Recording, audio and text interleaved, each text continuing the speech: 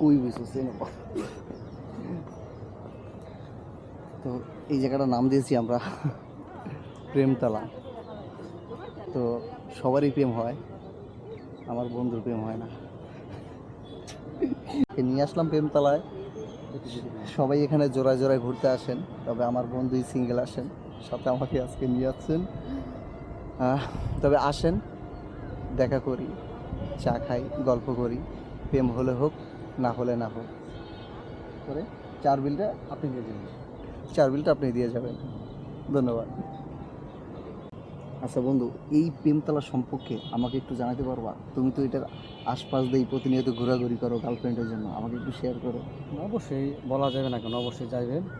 এখানে সকাল 7টা থেকে বেলা 12টা 11:30 থেকে পুরোপুরি এখানে পুরো জমজমাট থাকে, পুরো জোড়া জোড়া কাপড় ড্রেস থাকে, এখানে আসে সবাই বিনোদন নেয়।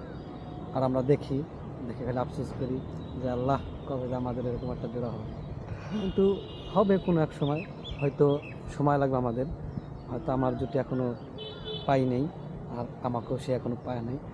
যদি পাবে যখন, বিকালের কথা একটু বলো, বিকালে কীরকম হয়? বিকালে তবে বন্ধুরা, আমি যেটা বলি, তোমরা যারাই যে জায়গা থেকে আসো না কেন, এই কাপল ব্লগ কী বলো, কাপল নিয়ে, তবে খুবই সাবধান। এখন অনলাইনের যুগ, আমি কয়েকটা পেজই দেখতেছি তোমাদের অশ্লীলতা এবং গোপনে অনেকেই ভিডিও করে ছাড়ছে।